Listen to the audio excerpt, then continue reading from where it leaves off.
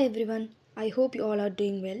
இன்றைக்கி நம்ம என்ன பார்க்க போகிறோன்னா, 6th ஸ்டாண்டர்டில் ஃபஸ்ட்டு டேர்மில் இயல் 1ல் இருக்கிற ஒரு கவிதை தான் பார்க்க போகிறோம். இந்த என்ன டாபிக் கொடுத்துருக்காங்க இந்த கவிதைக்கு அப்படின்னு பார்த்தா, இன்பத்தமிழ் அப்படின்ற டாபிக் கொடுத்துருக்காங்க. நுழையும் முன் நமது தாய்மொழியாகிய தமிழை தமிழ் இலக்கியங்கள் போற்றுகின்றன. தமிழ் வணக்கம் தற்கால இலக்கிய மரபாக ஆகிவிட்டது. பாரதிதாசன் தமிழை பலவாறாக போற்றுகிறார். கண்ணே மணியே என்று குழந்தையை கொஞ்சுவதும் உண்டு. அதுபோல அவர் நம் செந்தமிழுக்கு பெயர்கள் பல சூட்டி மகிழ்வதை காண்போம். இப்போது ஜென்ரலாக குழந்தைங்கள்லாம் கண்ணே மணியே இப்படிலாம் கொஞ்சுவாங்க. அதே மாதிரி நம்ம பாரதிதாசன் தமிழை கொஞ்சறாராம். அதை எப்படின்னு இந்த கவிதையில் பார்க்கலாம் அப்படின்னு சொல்கிறாங்க. தமிழுக்கும் அமுதென்று பேர், அந்த தமிழ் இன்பத் தமிழெங்கள் உயிருக்கு நேர். தமிழுக்கு நிலவென்று பேர், இன்பத் தமிழெங்கள் சமூகத்தின் விளைவுக்கு நீர். இந்த பாட்டில் என்ன ஒரு தமிழுக்கு நிறைய பேர் சூட்டியிருப்பார். அண்ட் தமிழ் நமக்கு எந்த மாதிரிலாம் அப்படின்னு சொல்லியிருப்பார். தமிழுக்கு மனமென்று பேர், இன்பத் தமிழெங்கள் வாழ்வுக்கு நிருமித்த ஊர். தமிழெங்கள் இளமைக்கு பால், இன்பத் தமிழ் நல்ல புகழ்மிக்க புலவர்க்கு வேல். தமிழெங்கள் உயர்வுக்கு வான், இன்பத் தமிழெங்கள் அசதிக்குச் சுடர் தந்த தேன். தமிழெங்கள் அறிவுக்கு தோல், இன்பத் தமிழெங்கள் கவிதைக்கு வைரத்தின் வாள். இந்த பாடல் பாரதிதாசனால் எழுதப்பட்டது. இது சொல்லும் பொருளும் கொடுத்துருக்காங்க. நிருமித்தனா உருவாக்கிய, சமூகம்னா மக்கள் குழு, விளைவு வளர்ச்சி, அசதினா சோர்வு. இப்போ நம்ம முன்னாடி படித்ததுக்கான அந்த பாடலுடைய பொருளை இங்கே கொடுத்துருக்காங்க. தமிழுக்கு அமுதென்று பேர். இவர் என்ன சொல்கிறாருன்னா, தமிழ் அமுதுனா இந்த ரொம்ப சுவை மிக்கதுன்னு சொல்லுவாங்களே, அதுதான் அமுது. தமிழ் அமுது அப்படின்னு சொல்கிறார். இன்பம் தரும் அந்த தமிழ் எங்கள் உயிருக்கு இணையானது, எங்களுடைய உயிர் மாதிரி தமிழ் அப்படின்னு சொல்லி பாரதிதாசன் சொல்கிறார். தமிழுக்கு நிலவு அப்படின்ற பெயரும் இருக்குது. இன்பத்தமிழ் எங்கள் சமூக வளர்ச்சிக்கு அடிப்படையான நீர் போன்றது. இப்போது தண்ணிலாம் நம்மளால் ஒரு மனிதனால் வாழ முடியுமா? நம்ம சமூகத்துக்கு தண்ணின்றது எவ்வளோ முக்கியமான ஒரு விஷயம், அதை தான் சொல்கிறார். எங்களுடைய சமூகத்துடைய வளர்ச்சிக்கு தமிழுங்கிறது ஒரு தண்ணி நீர் போன்றது அப்படின்னு சொல்கிறார். தமிழுக்கு மனமென்று பெயர் அப்படின்னு சொல்லி இன்னொரு பெயரை தமிழுக்கு சூட்டுறார். அது எங்கள் வாழ்விற்காகவே உருவாக்கப்பட்ட ஒரு ஊர் அப்படின்னு சொல்கிறார். நாங்கள் வாழ்கிறதுக்காகவே உருவாக்கப்பட்ட ஒரு ஊர் எங்கள் தமிழ் அப்படின்னு சொல்கிறார். தமிழ் எங்கள் இளமைக்கு காரணமான பால் போன்றது அப்படின்னு சொல்கிறார்.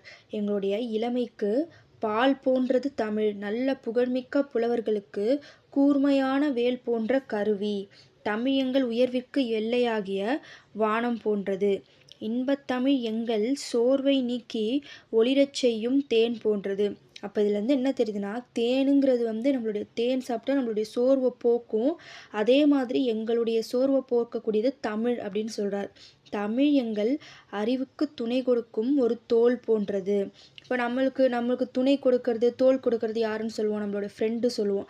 அதே மாதிரி எங்களுடைய அறிவுக்கு தோல் கொடுக்கறது, துணை கொடுக்கறது தமிழ் அப்படின்னு சொல்லி பாரதிதாசன் சொல்கிறாரு. தமிழ் எங்கள் கவிதைக்கு வைரம் போன்ற ஒரு உறுதியான வாள் அப்படின்னு சொல்கிறார். அடுத்து இந்த பாடல் எழுதினது பாரதிதாசன். ஸோ அவரை பற்றின சில இன்ஃபர்மேஷனை இந்த பாக்ஸில், இந்த எல்லோ கலர் பாக்ஸில் கொடுத்துருக்காங்க. இவருடைய உண்மையான பெயர் என்னன்னா சுப்புரத்தினம். பாரதியாருடைய கவிதைகள் மீது கொண்ட பற்றுனால இவருடைய பெயர் பாரதிதாசன் அப்படின்னு மாற்றிக்கிட்டாராம். இவருடைய உண்மையான பெயர் சுப்புரத்தினம். ஆனால் இவருக்கு பாரதியார் ரொம்ப பிடிக்கும். அவருடைய கவிதைகள் ரொம்ப பிடிக்கும். அதனால் அவர் மீது கொண்ட அந்த அன்பின் காரணமாக என்ன பண்ணுறாருன்னா, தன்னுடைய பெயரை பாரதிதாசன் அப்படின்னு சொல்லி மாற்றிக்கிறார். இவர் எழுதின நிறைய கவிதைகள், நிறைய பாடல்கள்லாம் எழுதியிருக்காரு. அதில் என்ன மாதிரியான கருத்துக்களை புகுத்தி எழுதியிருக்காரு அப்படின்னு பார்த்தா, பெண் கல்வி, கைம்பெண் மறுமணம், பொது உடைமை, பகுத்தறிவு, இந்த மாதிரி புரட்சிகரமான கருத்துக்களெல்லாம் பாடுபொருளாக பாடியிருக்காராம். அதாவது பெண் கல்வினா அவங்களும் படிக்கணும், அவங்களும் எல்லாமாவும் ஆகலாம், அவங்களும் தொழில் செய்யலாம், அவங்களும் வெளிநாடு போகலாம், அவங்களும் கல்வி கற்கலாம், அவங்களுக்கும் எல்லா உரிமைகளும் இருக்குதுன்னு சொல்லி பெண் கல்வியை பற்றி நிறைய பாடியிருக்காரு. கைம்பெண் மறுமணம்னா கணவன் இறந்துட்டா திருமணம் பண்ணிக்கக்கூடாது அப்படின்லாம் எதுவும் இல்லை. விதவையை தான் கைம்பெண் அப்படின்னு தமிழில் சொல்லுவாங்க. அந்த பெண்களும் கண்டிப்பாக மறுமணம் செய்யலாம், அவங்கள வீட்டில் கல்யாணம் பண்ணக்கூடாது அப்படின்னு சொல்லி அடைச்சி வைக்கக்கூடாது அப்படின்னு அதுக்காக நிறைய போராடி கவிதைகள் எழுதியிருக்காரு. பொது உடைமைனா எல்லாரும் சமம், எல்லாரையும் ஈக்குவலாக பார்க்கணும் அப்படின்ற மாதிரியான கருத்துக்களை புகுத்தி கவிதைகள் பாடல்கள்லாம் எழுதியிருக்காரு. பகுத்தறிவு கவிதைகள் பகுத்தறிவு மாதிரியான கருத்துக்களை புகுத்தி நிறைய கவிதைகள்லாம் எழுதியிருக்காரு. அதுக்கப்புறம் இவர் புரட்சி கவி அப்படின்னு சொல்லி போற்றப்படுறாராம். இவரை வந்து புரட்சி கவி அப்படின்னு சொல்லி போற்றப்படுறாருன்னு சொல்கிறாங்க. இவர் பாவேந்தர் அப்படின்னும் சிறப்பிக்கப்படுகிறார். இப்போ நமக்கு ஒரு பேரண்ட்ஸ் ஒரு பேர் வச்சுருப்பாங்க. ஆனால் வீட்டில் செல்லமாக கூப்பிடுவாங்க, இல்லை ஸ்கூலில் செல்லமாக ஒரு பேர் கூப்பிடுவாங்கள்ல, அதே மாதிரி தான் இந்த புரட்சி கவி பாவேந்தர் அப்படின்ற பேரெல்லாம். இவரை வந்து அழைக்கிற இன்னும் சில பெயர்கள். ஸோ ஐ ஹோப் இந்த பாடலும் இந்த பாடலுக்கான பொருளும் அண்ட் பாரதிதாசன் பற்றி இந்த லெசனில் கொடுத்துருக்குற அந்த இன்ஃபர்மேஷன்ஸும் உங்களுக்கு புரிஞ்சிருக்கும்னு நான் நம்புகிறேன். ஸோ நெக்ஸ்ட் வீடியோவில் நம்ம பார்க்கலாம்.